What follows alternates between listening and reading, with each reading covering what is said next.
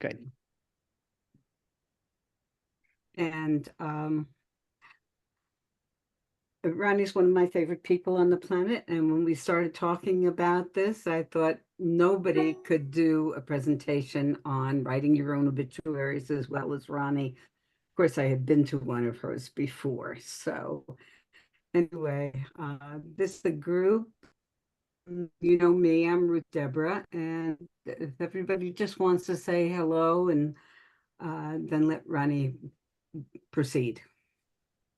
Oh, I do have to say about writing my own obituary this week, all I could think of is all I want in my obituary is she didn't succeed in making it a better place.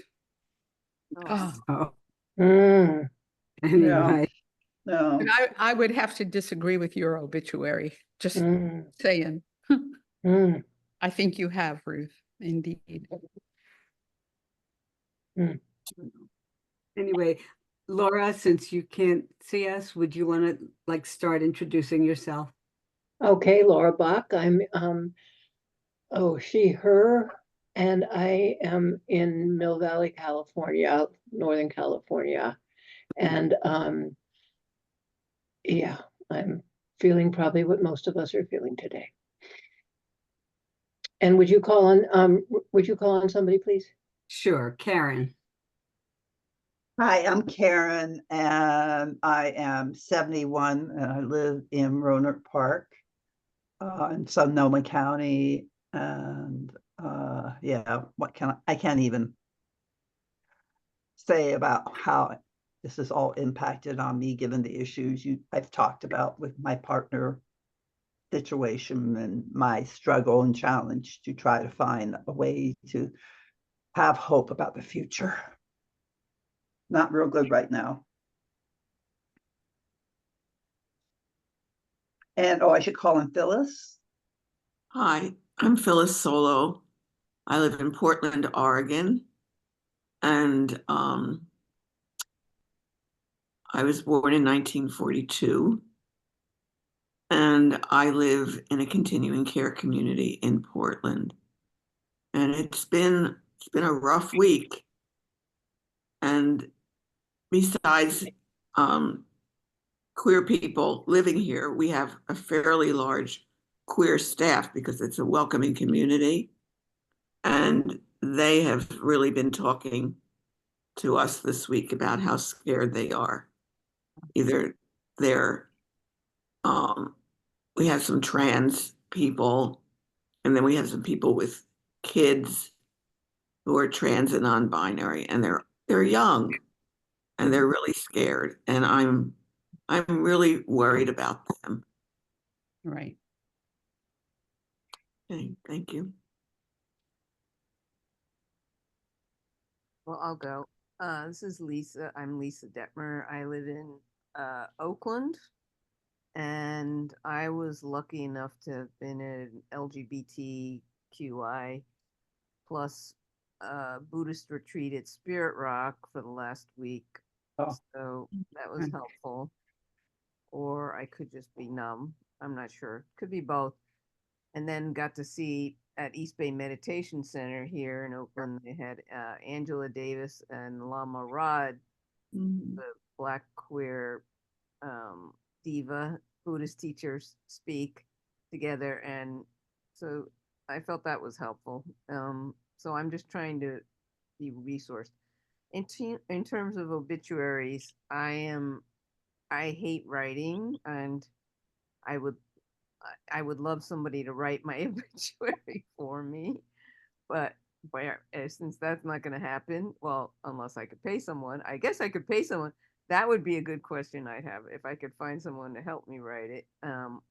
Barring that, though, somebody would hold my hand writing it, because I don't know anybody else who would do a good job. Let's see, D.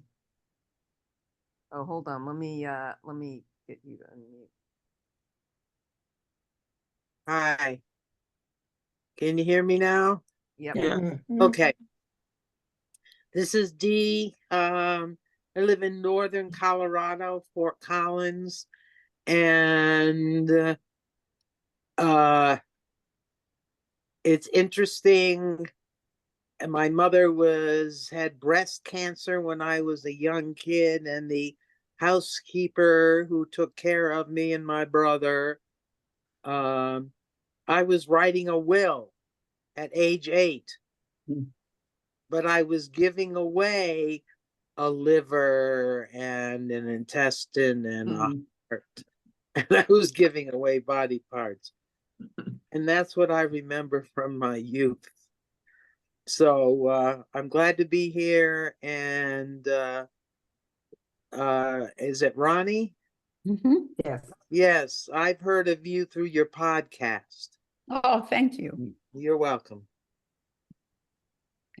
Is anybody else on? Jan and Tamara. Okay, Tam, there you go. Well, I feel a little out of it because I haven't been to group in a few meetings, but I'm really glad to be back. And I'm really glad I didn't know what this meeting was going to be about. And I'm glad to hear it's about obituary, because that just stops me any thought of proceeding with that. So I'm happy to be here. Good. Jan, are you it? I guess I'm it. I'm Jan. I live in Berkeley. Sorry, I was a few minutes late. Trying to survive our horrible new reality. Okay. Phyllis. Yeah, I forgot to say I need to leave at 2:30 today. So I'm really sorry about that, but I just wanted to let you know that. Thank you. Okay, is it me? Yes. Okay, wait, there's a jet going overhead. There's a naval air station near us, and the boys are running quickly lately, so they're in and out. Okay, so I'm Ronni. I'm 77, and I live half the year in Palm Springs and half the year in Sequim, Washington. And my wife and I are, like you all, we're struggling with, the what next. Actually, I can't even get to what next. I'm still sitting in the shit. So, I think when we all figure out the effective and efficient what next, we'll regather and talk about exactly what that is. But in the meantime, about a year ago, I was invited to to do a workshop, to present a workshop on writing one's obituary. And I started doing some research about it and gathered some information. And it turns out it's one of the workshops that I really love doing. So I will do this for you. You can ask questions afterwards if you don't mind. And we'll go from there. And I'll go ahead and try to get my screen up here. Dodge, did you want to check in at all? Everybody else has.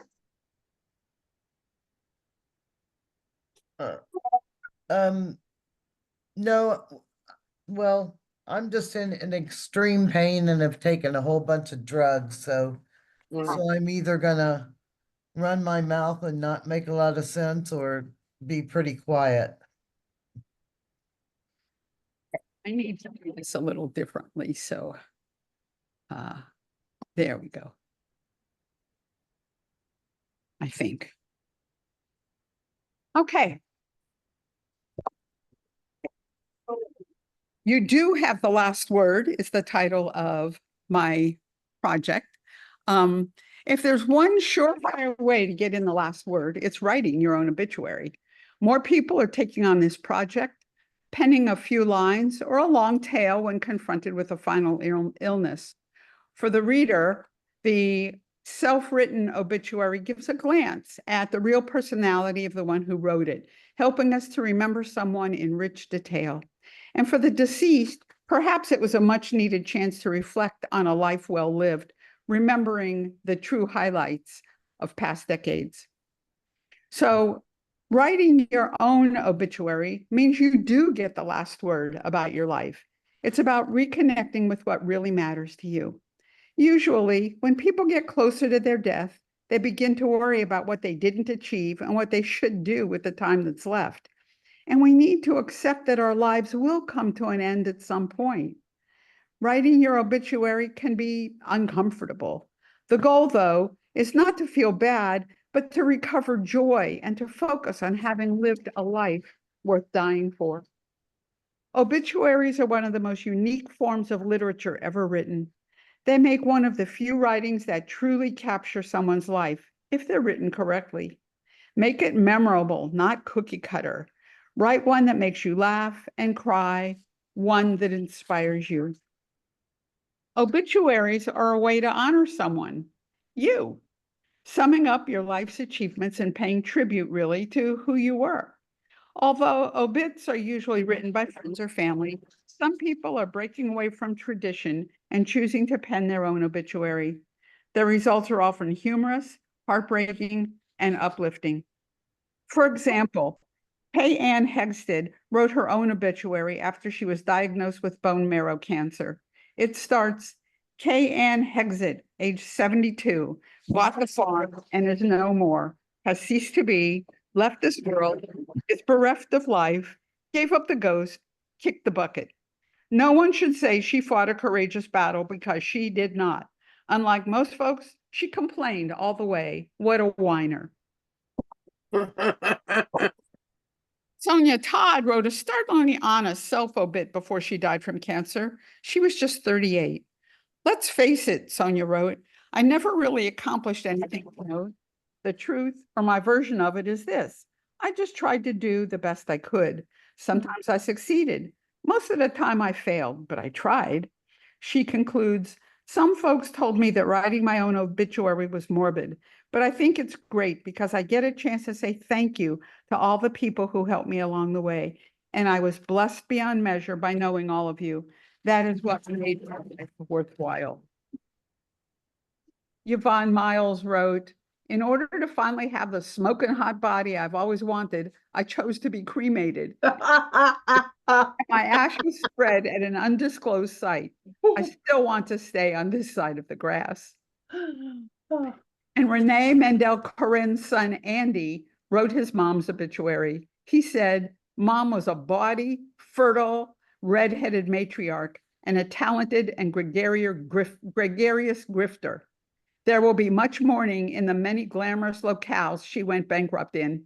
She was a Jewish mother and grandmother who first fell in love with ham and with atheism in North Carolina, where her dreams, credit rating, and marriage are all buried.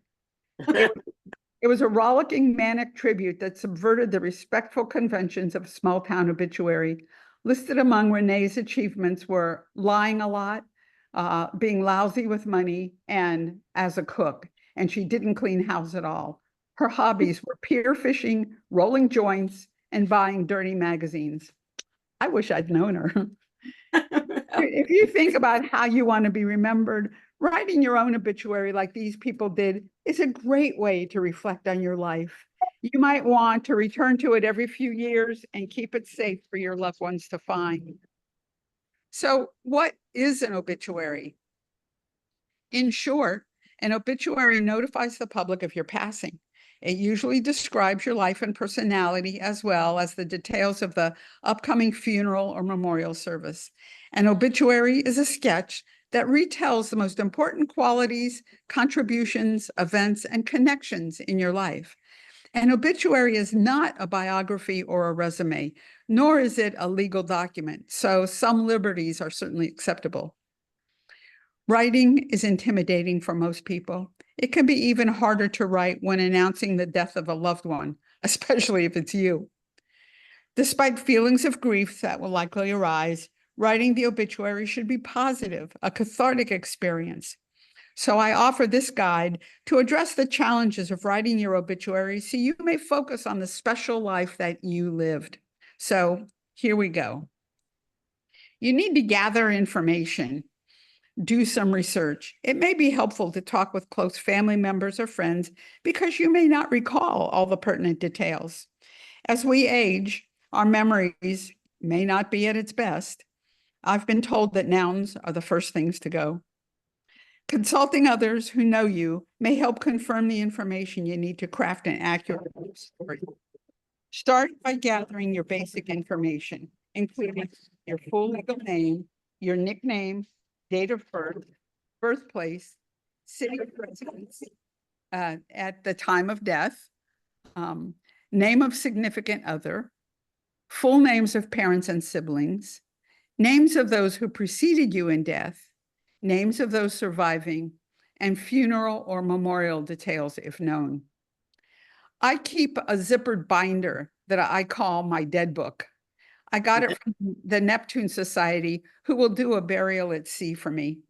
In the book is all the information about my life, such as birth certificate, names of my siblings and my children, lists of who to inform of my demise, my obituary, and my memorial arrangements, including a thumb drive of the music I want played.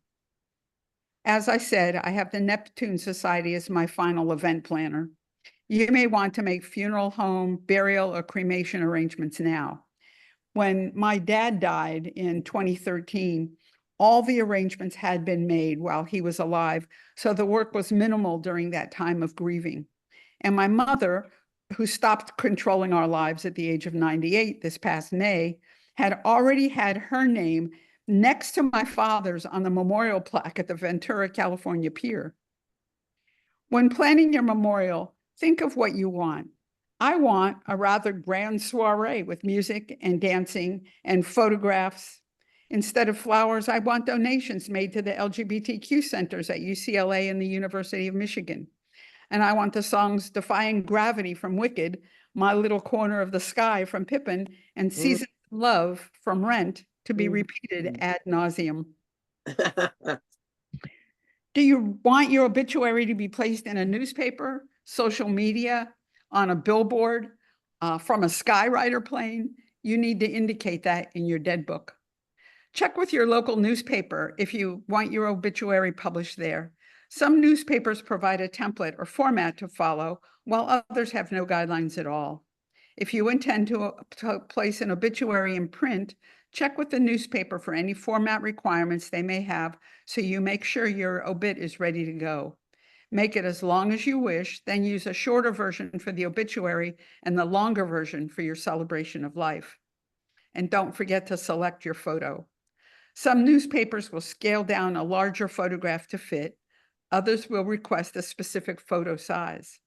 Check with the newspaper to see what they require and how they want it submitted.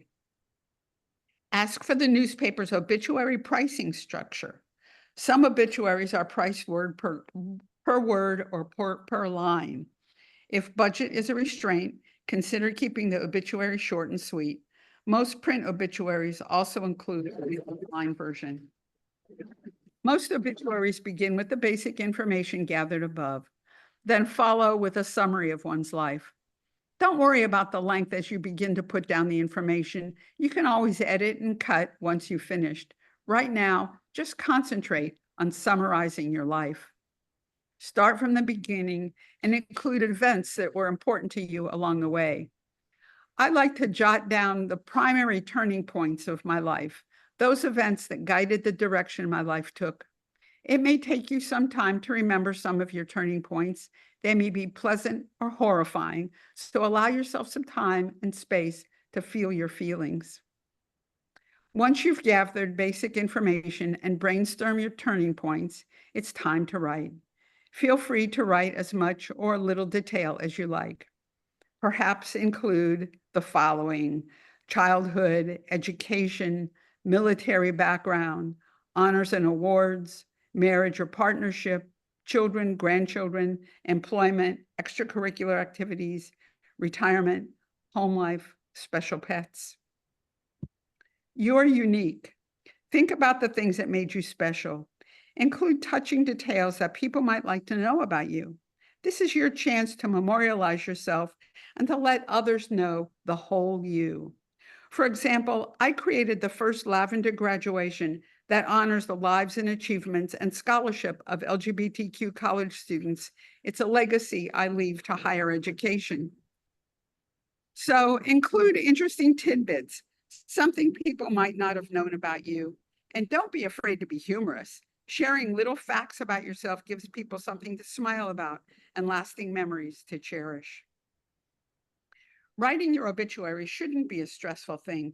If you don't feel up to it, or if you aren't confident in your writing ability, pass the task on to someone who enjoys writing. You can provide them the information, make suggestions, and they can take notes or make a recording. Make this easy on yourself. Don't feel guilty about passing the task along if you aren't up to it. Friends and family are glad to help in times like these. In writing my story, I realized how significant the slivers of hope were versus the massive feats and noteworthy accomplishments. Life isn't like your Facebook page or your LinkedIn profile. At your funeral or memorial service, people won't be boasting about the fact that you crossed the 7-digit salary mark. The stories for me are those of deep sentimental value, such as the travels Kelly and I have done over these last 12 years of a remarkable relationship I never thought I'd ever have. The relationship I finally get to have with my children after years of separation and collapse. The LGBTQ work I was called to do in higher education, and the students and colleagues who came into my life as a result. The dining table in our house, where we've shared meals with friends and family no longer with us. Sitting with my sister as she passed. Strength is both inspiring and motivating. Don't be afraid to let your guard down. As Maya Angelou said, people may forget what you did and the things you accomplished, but they will never forget how you made them feel. To ignite emotion, dig deep, share openly and shamelessly. Leave a lasting legacy with your final words. So, how to write your obituary? Start by writing your name the way you would like it to look on your tombstone. So mine might be Ronni Sanlo, resilient to the end, except that I'll be cremated and sent out to sea. One line, how did you make the world a better place? Be concise and focused and be honest with yourself. Then write down how people will remember you. Avoid pompous language. Stick to the tone and words that regular people use, especially those who know you well, and you don't need the full laundry list. So mine might be, Ronni is remembered as the founder of the award-winning Lavender Graduation, an event that celebrates the lives and achievements of graduating LGBTQ students, and she wrote a few books. The next part requires more introspection. Look at yourself in the mirror and answer this unfiltered question. Who is the real me? Not your masks or costumes, not your job or titles or roles, but what was your essence? What made you unique? So mine might be, Ronni appeared to be outgoing and aloof, but in reality, she was shy and frightened much of the time. Small talk was not her forte, though she appeared just the opposite when at purpose-filled events. So think about this. Saying yes is easy, but what we say no to defines who we really are. Which was it in your case? What are the temptations, the distractions, or the possibilities that you said no to because they would derail you from achieving your goals? So mine might be, Ronni was a tad hyperactive, always distracted by the next shiny penny with the attention span of a mosquito, but nothing derailed her from achieving her writing or teaching or personal goals. So who will really miss you? This seems easy, but it's not. Try to understand who will really miss you. Oops, okay. A lot of people will miss you for sure, but who were those people to whom you meant something special? Once again, avoid judging yourself. Being honest is what makes this exercise meaningful. So mine might be, Ronni will be missed by the many students who have remained connected to her over the years, and especially by her wife and her children, Barrett and Eric, and certainly by her crazy, odd, wonderful grandkids. And here is what a woman named Ann Topic wrote. I would like to let you know that her work, Anne would like to let you know that her work is done here. She received a call, a sort of an offer she couldn't refuse, for an appointment from which she will not be returning. This assignment comes with a huge sign-on bonus, a reunion with family and friends she's not seen in a long time. A standard list of survivors usually includes your spouse and children, grandchildren, parents, siblings, aunts and uncles, cousins, nieces, nephews. Some people decide to list only immediate family members. If you had drama with or you were estranged from any family member, the obituary is not really the place to leave that person out. Whether it's parents, siblings, cousins, whomever, it's best to list all family members rather than purposefully omitting someone. It's now commonplace to name same-sex spouses and partners, 2 moms or 2 dads of a minor child, spouses of a surviving adult child, ex-spouses, which typically in amicably situations, devoted caregivers, lifelong friends, and even pets. Generally, anyone who is significant in your life or found you to be of significance to them should be included. Now for a creative wrap-up. Connect with your true essence, not your vanity. What will your obituary say? So mine might be, hopefully when you think of Ronni, you'll remember the commitment she had to her work to make colleges and universities safer for LGBTQ students. We'll miss her Facebook posts about the daily adventures and travel she was blessed to enjoy. She was an avid boater and a lousy golfer, but she loved both the same. She wanted you to write your memoir like she did, so that your personal history is not lost. Honor her memory by writing your story. Walter George Brule Jr. made this request at the end of his obituary. Instead of flowers, I hope you will do an unexpected and unsolicited act of kindness for some poor, unfortunate soul in my name. As we've seen, obituaries don't have to be boring.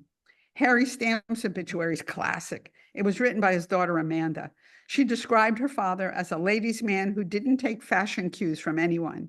He had a lifelong love affair with deviled eggs, hated Martha Stewart and cats, and belonged to a Bacon of the Month club. His last wish is that you write your congressperson and ask for the repeal of daylight savings time. You have the opportunity to create a memorable obituary. Step outside of your comfort zone and create something that might be bold, sentimental, humorous, and honest. And I'll close with one more example. Emily Phillips wrote her own obituary after being diagnosed with pancreatic cancer. Equal parts funny and moving, her tribute to her life and loved ones quickly went viral online. She wrote, "It pains me to admit, but apparently I have passed away. Everyone told me it would happen one day, but that's simply not something I wanted to hear, much less experience. Once again, I didn't get things my way. I'll leave you with this. Please don't cry because I'm gone. Instead, be happy that I was here. Or maybe you can cry a little bit. After all, I have passed away. Today, I am happy and I am dancing, probably naked. Love you forever." So take some time to reflect on your life, recalling intimate details. What do you want others to remember about you?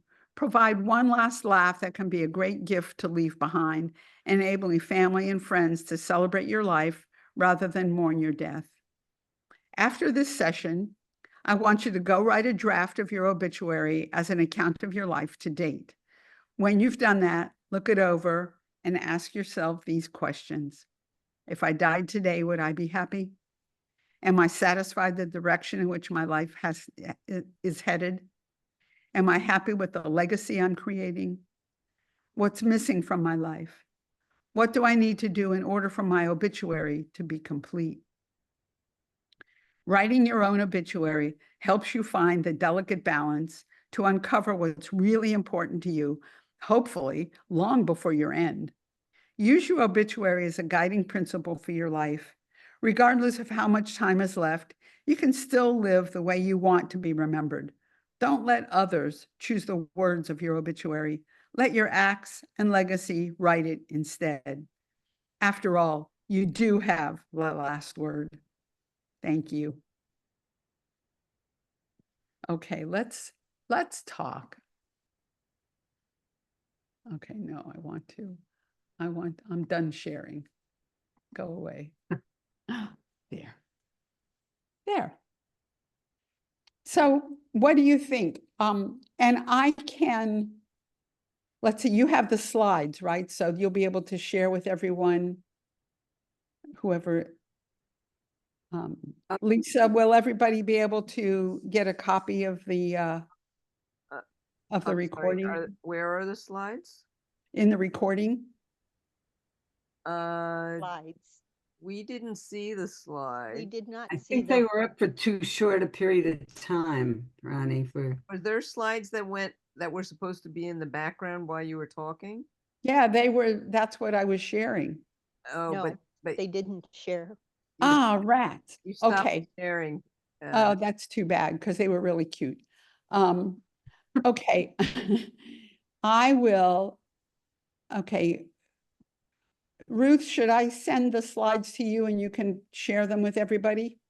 sure, that's fine. Good. Okay, that would be great because they will help you. I wonder if I can put them in chat so you can download. Is it a Google Doc or? No, What they're format do you have them we'll in? make it a Google Doc. Okay, I'll get them to Ruth so that way you'll have them and you'll have sort of a step-by-step guide on how to write obituaries. Yeah. Thank you. Great. Questions, comments? Naj has a question, her hand's up. Notch. Yes, I have a question and a comment. I'm sorry I came in late, Ronnie, and I did not hear what you were reading from. My own script.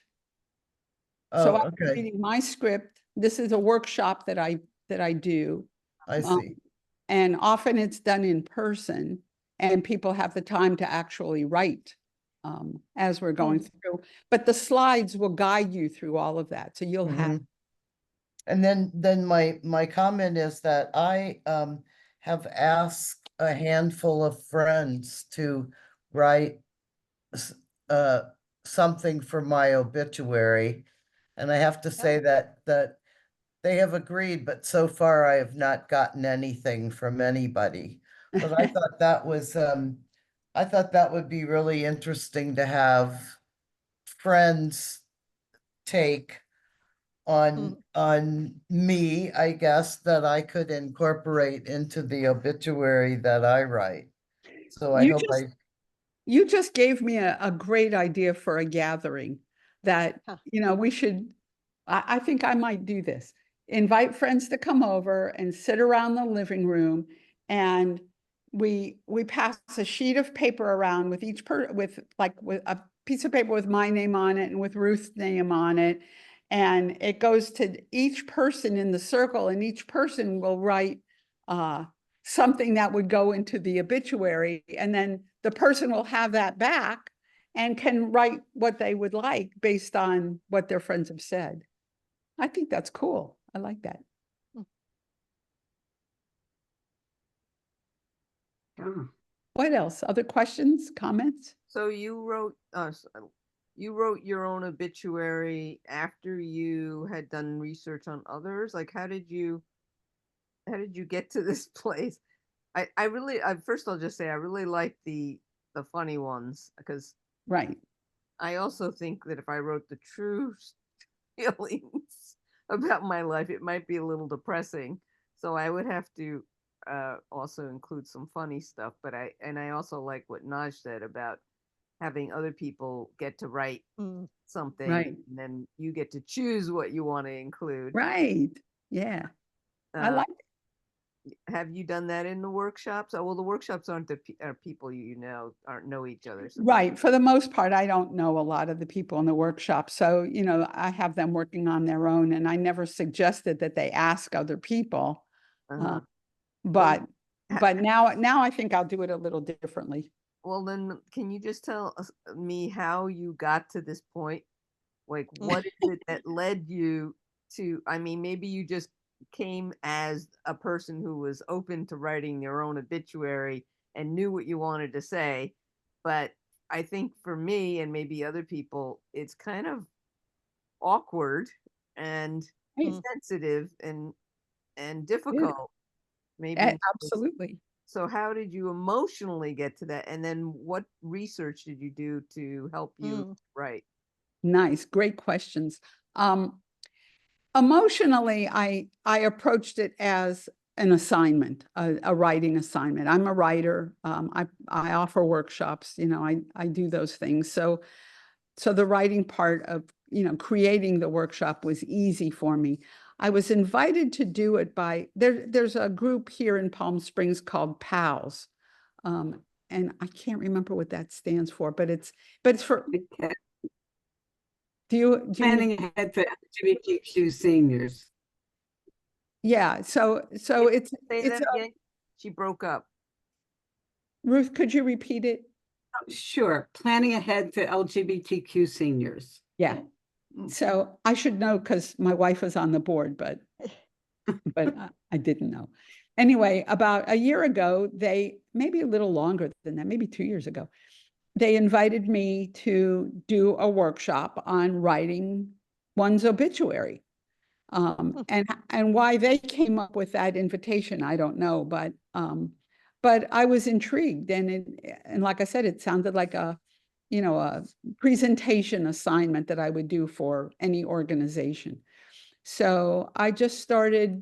I went online. I wanted to find some humorous obituaries. I wanted to find some serious ones, and I wanted to know what the steps were that that was suggested. What kind of information we needed to put your obituary in a newspaper. So I went to Mrs. Google, and she told me everything I needed to know, and I put it together. I had quite a few resources, and I put it together and created this, short. Obviously it's not a long workshop. It could be much longer if we were taking the time to actually write during it. So that's how it came about. And just one more question to follow up with that. Did you emotionally feel comfortable writing about yourself? I mean, it sounds like you had a very fulfilled life, and so you don't have any problem saying, well, I did this and this and this and this. So I'm just wondering, for those of us who are not as emotionally in that place, do you have any recommendations? Yeah, first I'll tell you that my life changed at the age of 47. Prior to that, I had lost custody of my children when they were 3 and 6 when I came out as a lesbian. And I lived in Florida. I was fired from my job. And the only jobs I could get were like, pumping gas and working at t-shirt companies. And I got fired from all of those. Nobody wanted to have a lesbian around in their companies. And I was unemployed. I lived on the streets. I didn't see my children again until from the time they were 3 and 6 until I saw them periodically until they were 9 and 12. And then I didn't see them again until they were in their 20s. And it wasn't until I got hired by the state of Florida to work in the AIDS program in 1987, because nobody else wanted to work with people with AIDS, and I was unemployed. And so, I had some pretty shitty experiences. From a working class family. Luckily, my family's lovely, but I was in the closet from the time I was 11 when I fell in love with Annette Funicello. was like the best musketeer ever. And you know, so my calling into higher ed didn't happen until I was 47 years old, and I retired when I was 65. Mm. And that was the point at which, well, 12, that was the year that I met the woman who became my wife. So I can call on these wonderful experiences that have informed the last half of my life. But those experiences were very much built on the shit from the first part of my life, the first half. And to be perfectly honest, at this point, I'm grateful for the horrible things that happened, because they all also brought me to here. So, And so you when include the I horrible- write personally, that's what you hear. That's what I read. I write. That's what you read. Yeah. So sorry, so you include the horrible, the good, the bad, and the ugly. I would include the bad and the ugly, but that wouldn't be the focus in my obituary. You know, my gratitude. It's my gratitude would be the focus, and everything would be built around that. Yeah. So I have a question thinking about mine. Yeah. And thinking about, okay, kind of like the thing I am probably the most proud of in my life and most amazed by is my 41-year relationship with my partner. Mhm. And I'm thinking about if I were going to do this, how, in terms of the order of things, you know, I have a really big resume, you know, like you probably do, you know, educationally and work and everything else, and honors and books and a whole mess of stuff. Right. Which is fine, right? And I'm a therapist, so obviously, you know, that's an important part of it. But when I think about it, you know, normally in an obituary, you would start off with, you know, this is what she did for a living and she disagreed from this, and then you go on. So, but for me, I'm thinking about if I start off by saying something like, I'm most proud of my relationship with Linda. That's lasted since 1983, the love of my life, or something like that. And then went into the other more, you know, things that came out. You know, I'm very proud that I've been successful in my 40-year career as a clinical social worker and done this or that. I mean, does that make sense? Well, sure. And you have lots of, I think there's lots of leeway in there. Yeah, You yeah. know, the pride of my life was the relationship, the 41-year relationship with my spouse, even though we ate different foods or something, you know, putting a qualifier in there that might provide a little bit of humor somehow. You know, like Yeah. Kelly and I, you know, we enjoyed the many hours and days and years we spent out on our boat, even though she absolutely hated it and wanted to drown me. No, which actually is true. Yeah. I was just thinking about the obituaries that I really have not liked to read. And some of them, I don't know, you probably all read Lesbian Connection, and some of them are just tedious. In 1962, she did this, and then in 1963, she did that, and in 1971, you know, I don't want to write that. Right. And it's not a life story, and it's not a resume, as I indicated in my talk. It's really just passing through one's life in an interesting and passionate and maybe humorous way. You know, but it doesn't have to be like every detail. You know, we all have details, and you know, think about, you know, what you like to read. Yeah, and Lesbian Connection is really a great source. You know, read the obituaries that are in there, you know, see the ones you like, because they have them, you know, all the time. see the ones you like, see the, just look at it objectively, not the person, but what was written about the person, and see what works for you, what touches you, and what doesn't touch you, what makes you go, oh geez, not again, not another one, or wow, I wish I'd known this woman. Mm. Yeah. This is Laura. Can you hear me? Mhm. I've written two obituaries. One is long and one is shorter. Mhm. But since I'm verbose, the shorter one isn't that much shorter. And couple of things. I think I've left out humor. And how could this happen? I enjoy laughing. I enjoy saying things and having other people laugh at what I say. It's been a big part of my life. And so that's something I'm going to need to revisit and look at. Could you say a little bit more about what you mentioned about sometimes talking about the no's as well as the yeses? So the paths are not taken, Right. as Right. well as that. How does that work out in a sentence? I mean, how do you do that? Yeah, that's a good question. Let's see.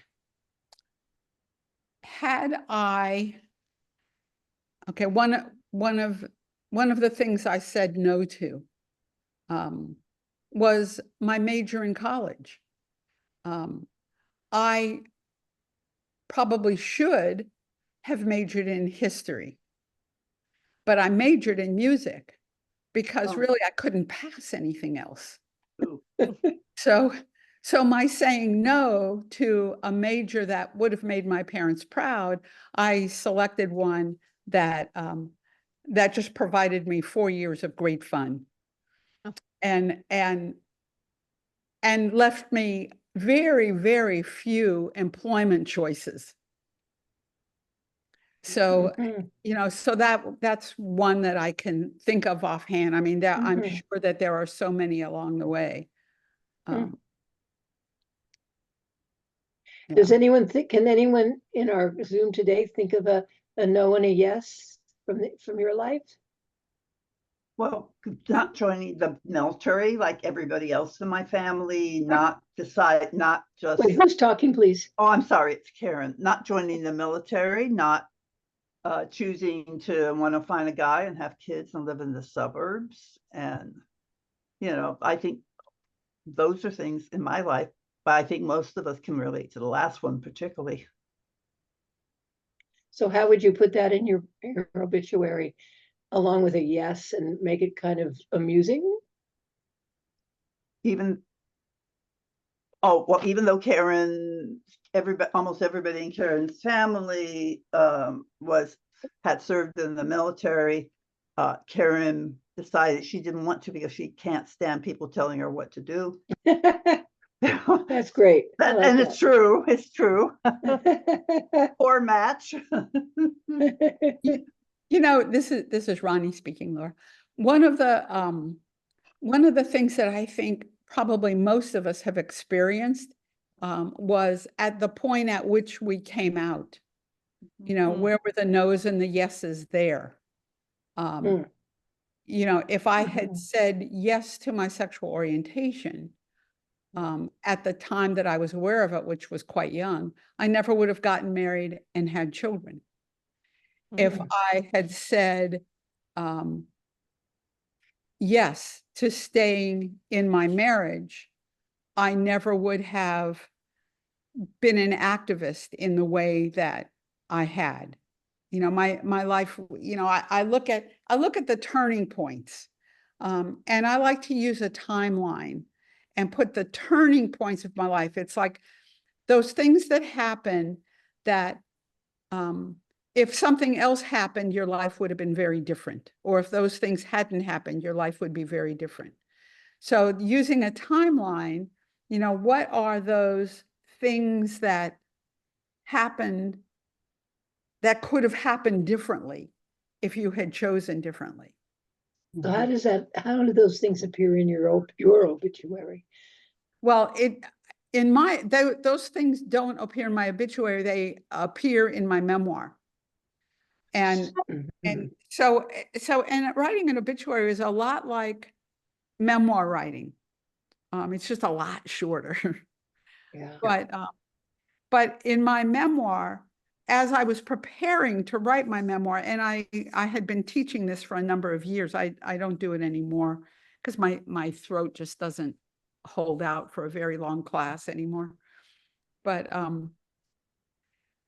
in memoir writing, I teach people to get these timelines and write down, you know, start with the year you were born and to the present, and put on the timeline the things that I call them primary turning points, the most important things that you did, that happened to you, that happened with you throughout your life. And then you can also do the secondary turning points, those things that happened that didn't really change the course of your life, but sort of added to the color of your life.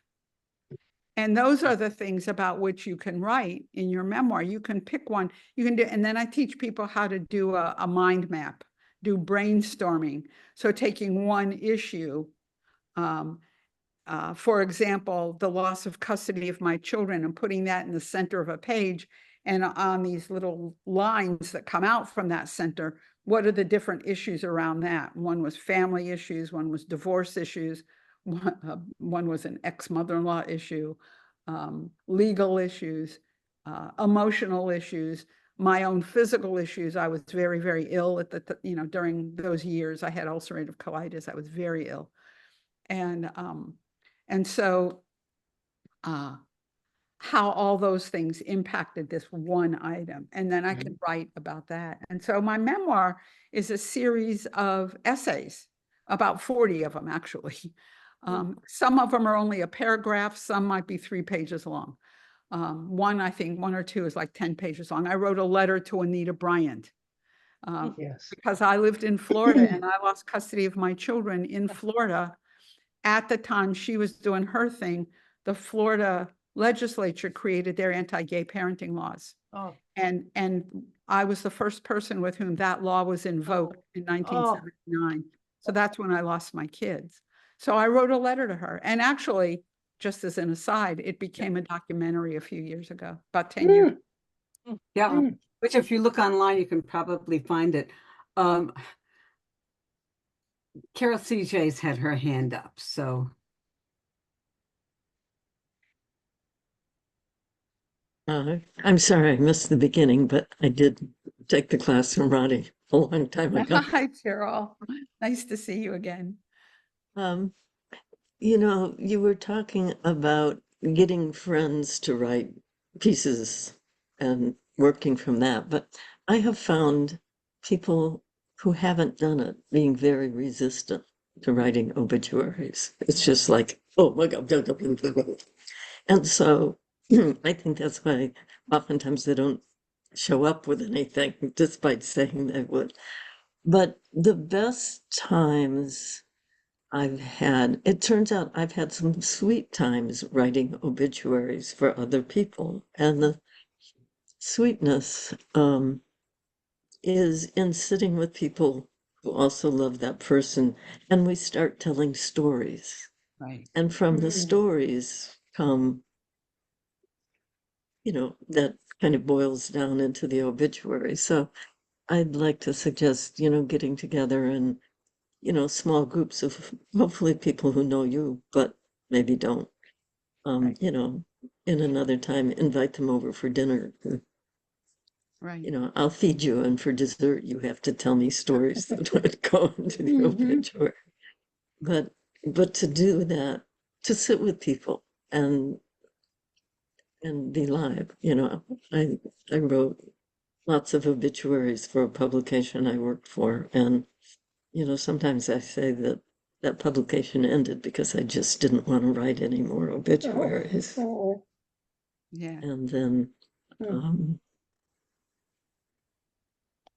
then being a little distant from that, there's some tenderness.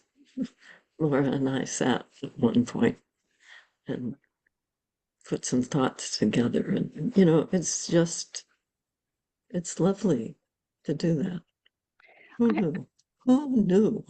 Right. I think some of the problem is that it's Who really, is it? it's Ronnie, I'm sorry. It's scary to talk about death. You know, it's just scary to talk about it, you know, and right now we all seem to be immortal because we're all alive. We haven't died yet, so maybe we are immortal, who knows? But I think it's, and that's what PALS in the desert in Palm Springs, it does. They have death cafes every month. Yeah. And people get together. If there's a death cafe in your area or one that you can do online, it's really an interesting thing. And through that, Kelly and I were able to write or rewrite actually and change our will, our trust, all of those things that, you know, you need to have the paperwork so that, you know, when you go, your spouse or your children or whomever are taken care of without any issue whatsoever. My mom she died on Mother's Day this year. And which I think she kind of planned it, I think. She's just that, you know, it was a good thing. You know, we were all there with her and it was good. And she, you know, she wrote down some things that were important to her to have in her obituary. And my brother and sister and I put it all together. We wrote the obituary from her words that went into the paper, but then we did a much larger one and we had lots of other people involved when we did her celebration of life.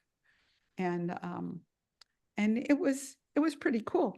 But she had everything to the last minute planned, to the last dollar planned for her death. We had to do nothing but go to the bank and change the, you know, and we didn't have to change the name. She'd already put our names on her bank accounts. She put our names on her house. She did everything that needed to be done so that all we had to do was celebrate her life. It was so easy and it was such a great role model. And so, you know, and I don't know how she learned how to do all that stuff, but Kelly and I learned it from going to these death cafes and those kinds of things. And they were primarily for LGBTQ people, the ones we went to. Dee has her hand up. You're muted, Dee. Hang on, there we go. This is Dee, and I went to my first death cafe yesterday. Nice. It was local in town, and most of the people there were like, I can't talk about death to anybody. And so it was so nice to have this small group that felt comfortable enough to discuss different issues. And I want to thank you again, Ronnie, for doing this. Thank you. Thank you, Dee.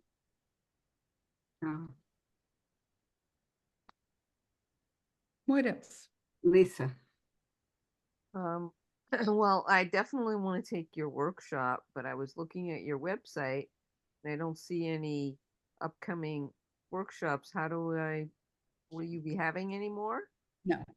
No, I don't do anymore because, you know, at 77, my throat just doesn't hold out. I mean, I don't even do speaking engagements like I used to do. I'll do one every few months rather than, you know, every few weeks. I just can't. It hurts my throat too much. So I just can't do them anymore. So I don't. I mean, I'm happy to chat with you about it privately if you like, but I'm not going to do workshops anymore. Can people still hire you to work with writing your memoir or writing an obituary? Because I would be happy to pay you to work with me. Well, I'm sorry, there was somebody here who does that. Oh, Carol. Where's Carol? I thought Carol just said she wasn't doing that. Oh, I thought she said she was helping people right there. She said she's not doing it anymore. Carol. Well, she's not. Carol, no. See, there you are. I worked for Feminist Bookstore News and I wrote many obituaries in that process, always on my own. That was hard. And then more recently, it's been friends, writing obituaries about that. But it's not a spare time occupation for me. Sorry. Right. Good try. So Ronnie, you're saying you're retired. Yeah, I'm super retired. Yeah. Okay, so you're not taking on any clients for anything. No, the only clients I take on are people who have written their memoir and don't know how to get it out to people. They don't know how to put it on Amazon. They don't know how to get it out. And so I help people self-publish their books. I've done about 60 books with people over the last 10 years or so. So, but but I don't have to speak about that. It's just working one-on-one with the person for a very short time. Well, then could I, as a follow-up to that, ask, do you know anybody or suggest anyone who you would recommend that I could work with? Or I'm happy to get your book too, but it sounds like your book is not necessarily about obituaries, right? You have other books. No, It's not. Yeah. But when you get my slides, Right. that might be really helpful for you because it's almost a step-by-step thing. Oh, okay, cool. Yeah, so check that out first. And if for some reason you need more than that, my email address is on it. Just shoot me an email and we can chat. Oh, that's very Okay. sweet. Lisa. Val, you mean? Val, Pam has their hands Yeah, up. I first I wanted to thank you, Ronnie. That was a tremendous presentation. And then now finding out that what you've said is almost unavailable, I'm wondering if the script from which you read is something that's been published. It's not been published, but I'm happy to share it with you. I'll forward that on to Ruth Deborah as well, and she can forward it to you all. Super. Thank you. Yeah, you can have that. Excellent. Tam, I think Tam has her hand up. Yeah, this is Tam. Lisa, it sounds like, between the slides and even now, I hadn't even thought about asking about your script. We could get together as a group, who's ever interested, Sure you and could. do it Right. yourself kind of thing. Well, maybe Right. I need an obituary therapist. Oh, a 12-step program. Because I have a lot of Put an ad in connection. I have a lot of resistance to doing this, so I need to work that out. Plus, my memory's not good, and there's just, so I really wouldn't mind paying someone, and it could be a therapist writer, or it could just be a writer. But I like this is Laura. May I speak? Sure. I like what you said, Ronnie, about starting with the timetable, because doing that kind of a very brief outline may get the juices running. When I wrote my obituaries, it was for a couple of reasons. I didn't want to leave it as a burden for the people left, nor did I want to leave it to their memories about what I wanted in. So it was partly control on my part. I wanted to remain in control past my life, and also the question of not just letting them have to do it when they've got a lot of other things on their mind about my leave taking. So yeah.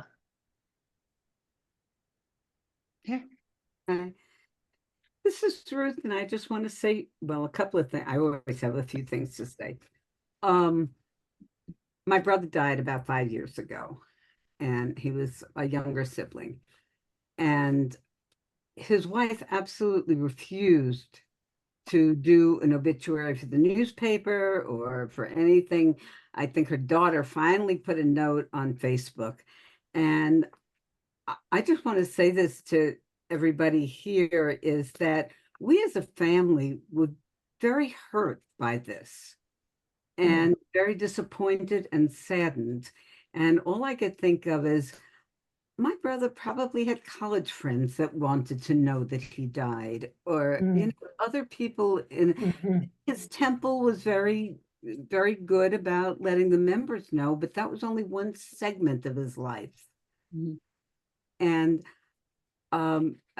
so I'm one of these people that always thought, oh, I don't need an obituary. But when I saw that happen, I realized how important it is, not for the person who died, but for others. And it really was a significant lack after he died. Right. Laura. This reminds me of my mother in the last, let's say, 10, maybe even 20 years of her life. She loved reading obituaries in the paper. I mean, one of the first things after the headlines in the San Francisco Chronicle was, look at the obituaries. I was never quite sure. She wanted to read them of people she knew and maybe hadn't known they died, and maybe people she didn't know. And there was quite a fascination. She had been a librarian, quite an intellectual, read all the time. She wanted to read the obituaries. Anybody, and I can't read them because I can't see, but anybody else here on our Zoom has, find yourself looking at a periodical and wanting to see if there's obituary section or read it in the paper. Yeah. Right. Yeah. I think it was Yep. Mark Twain or somebody said that they checked the obituaries every day to make sure theirs was not there. So who said yes? Who just said yes? Karen. So why do you do it? Why do I do it? Well, first of all, I'm looking for people I know. I lived in the Bay Area for 25 years and was active in a lot of things. And then I moved up north to the country. And so I still have connections. And somehow it's like if somebody I worked real closely with, died, or occasionally it's a former client or something like that. I don't know why I want to know it. I want to know it. But the other thing, frankly, I read it for, which is not good, well, depressing, is I look to see what age they died at, and if it says what they died of. And that actually is probably not so great, because it makes me sad when I say, oh God, they died at 73. Oh my God, I'm 71. And that, the other day I thought, oh, okay, I'm 71 and Trump's going to be around at least till I'm 75. Oh, that's an awful way to think about spending those really critical years with me and with Linda. It's like, no, damn it, you fucked up my old age. So. Yeah. Anybody else reads them? This is Dee, and I also, when I have access to a newspaper, will read the obituaries. Again, for almost the same reasons. Age, what did they die from, and getting to know a person that I didn't know, and see how clear they describe the life. That reminds me that Dorothy Allison just died. Right. And I don't know if anybody has seen an obituary. I have. I have in the New York Times, actually, I think. Really? Because I haven't come across an obituary. I'd like to know about it. I think it was in the New York Times a couple of days ago. Really? Yeah. But be curious, who wrote that? Did she write her own? She was such an amazing writer. Who wrote that one? Her son is still alive, not her partner, her wife. But yeah, I would want Dorothy to come back and join us right now and say, so how did your obituary get written? But I guess her death was quick, so perhaps there wasn't time for her to do it. This is Carol. Someone from the Times wrote that obituary. Yes. The Times wouldn't publish a self-written obituary. Wouldn't, because why? Huh. Why? Because they're Sinister Wisdom sent around an email. That's how I got that. Yeah.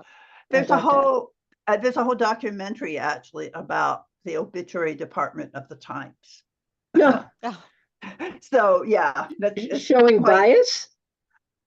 just showing, I think, how they do it and why and what it's like to be the obituary writer for a long Oh. time or something. And I don't know, I don't remember the content, but if you look, you'll find this obituary. There's a whole documentary on it, you know. Oh my God.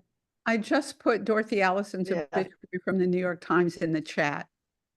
You Huh. can Yeah. take a look, I can't do the chat, so, right? but maybe I'll find it some other way. I can email it to you, Laura. Oh, thank you. That's Val. Carol has her hand up. You know, newspapers always have well-known people's obituaries written many years in advance. So Yeah. then they Oh, just do Yeah.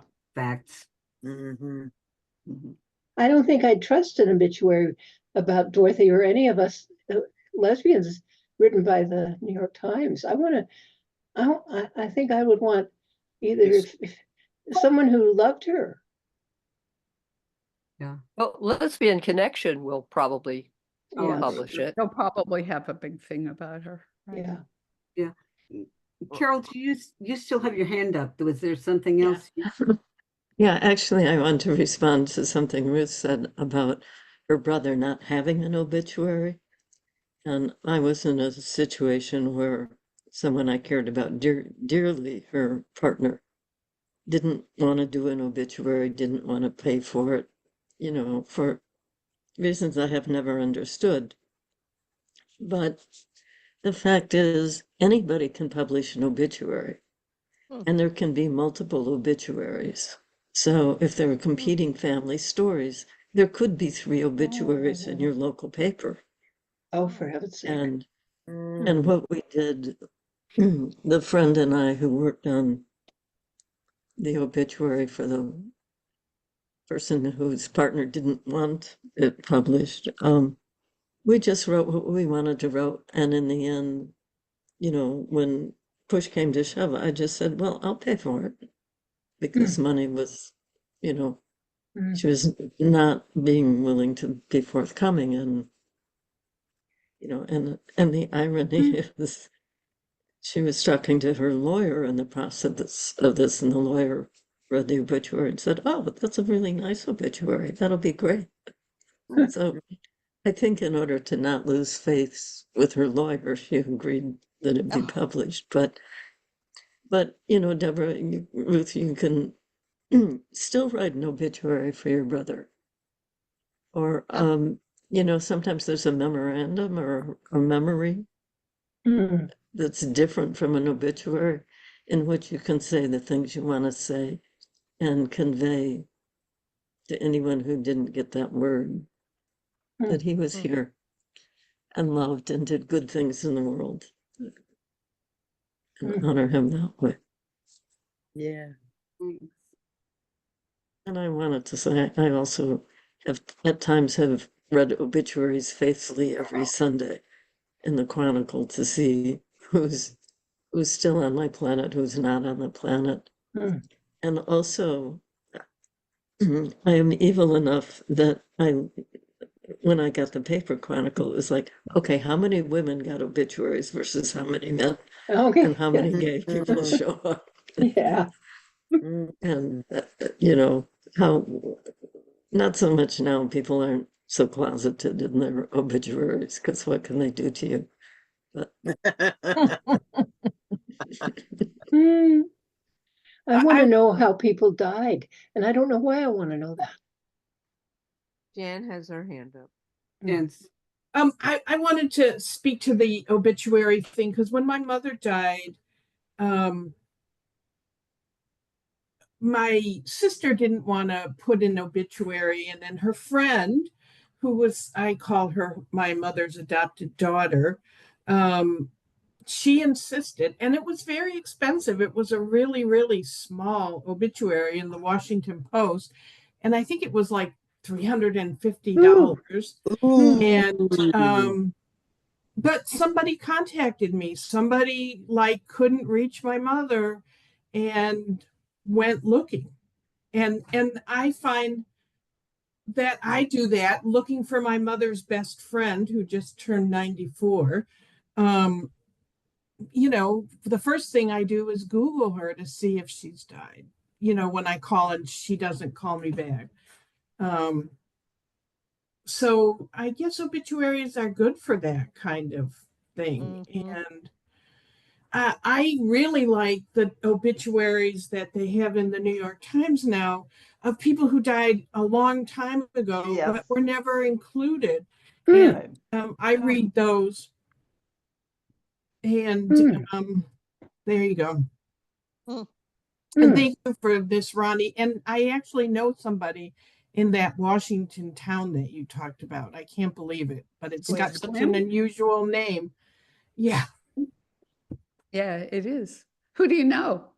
Meg Fox. Oh, I think I know who that is. Yeah. Actually, I have a date with her in 10 minutes. So Are you in Squim, Jan? no, but I knew her. We lived in Tucson together at the same time, and we play a game regularly. Oh. So on Zoom. Oh, What okay. a little village. Have fun. You know, I just remembered something that happened here in my own home a couple of years ago. There was a couple that lived here in Palm Springs who were pretty active in the community at intervals. And one of them died, and she did not want an obituary. She did not want a memorial. She didn't want anything like that. And her partner respected her wishes. And about a year after she died, I had a group of people here. Ronnie, I don't even know if you were here. And somebody that hadn't been around for a while came in and saw her partner and said, "Oh, how's your partner doing?" There was like this absolute silence because the rest of us knew that she had died. Right. And I thought to myself, this is not a kind thing to do to other people. And Right. You know, my mother didn't want anything either. And I thought, fuck it. This is, you know, you're not around. And so we did have a little gathering. It was small. But we went to a park that she always enjoyed and then out to lunch. And I think it was very meaningful for the 10 or 12 of us who were there. Hey there, I'm in a Zoom that's going to end in about 10 minutes. Can I bring up some other kind of business? Because I spoke to Red Wing and she wants a response if we wanted to organize workshops. So I'm not quite sure how to go about doing that. I talked with Carol and I talked with Red Wing, and I wrote something up for Lisa, but because she was in to review before I sent it out, and because she was in on her retreat, it didn't move. That part didn't move forward. So shall I send something out to everybody and then we can talk about it next time? Yes, please. And then one other thing, for those of us in the Bay Area, the woman who does the marsh has a piece about death and dying, and I'm going to go this weekend. If anybody wants to go, reach out to me. Where is that? The marsh in Berkeley. Oh, okay. I would like to go. Okay, I'll send something around. And I want to thank Ronnie for all of us. Yes. Really, my pleasure. I Thank so you. appreciate it, Ronnie. Yeah, Ronnie, that was really, Especially now knowing you don't do these workshops much, Thank you. et cetera. Yes. Thank you. Really appreciate it. And Yeah, anything this is for- you know, I get, oh, thank you. I don't think I told you much about this group. So this is a death and dying group of old lesbians. It's not specifically an OLAC group, but kind of an offshoot. Is that explaining it well, Lisa? Yeah.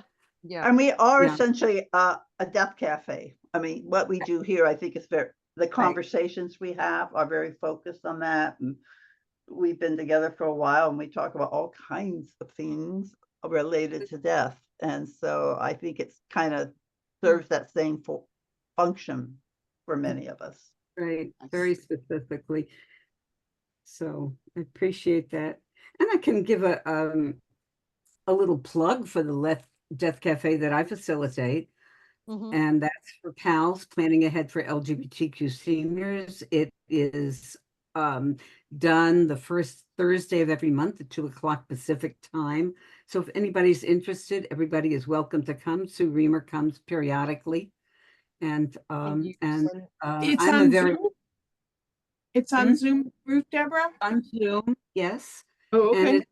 it is done by an LGBTQ organization, and we do sometimes have allies or even a couple of students now and then, which is really interesting, that are taking classes in sociology classes and death and dying.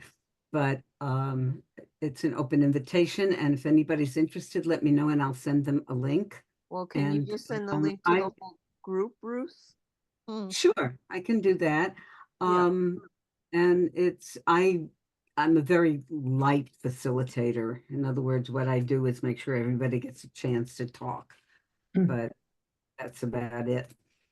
So, anyway, that's my plug. Good.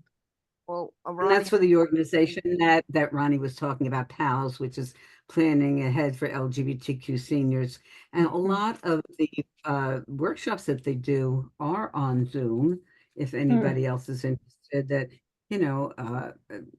with a variety of topics, from getting your paperwork done to aging and ageism.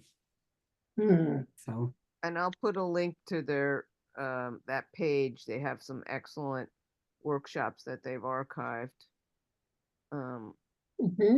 And but if you just put in PALS and desert, it comes up.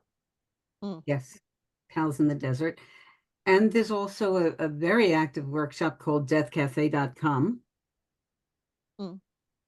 Or is it org? You might want to look both, which has links to thousands of death cafes around the world. It's called deathcafe.org. .org or .com, and I don't remember offhand. Okay. Well, I just want to say, Ronnie, you've probably improved the lives of so many people, because now we're going to write better obituaries. It won't be like the lesbian connection, and maybe that'll bring a smile to people's face. And I've already sent the slides and the script to Ruth Deborah, so she can get those out to you. Thank you. Thank you.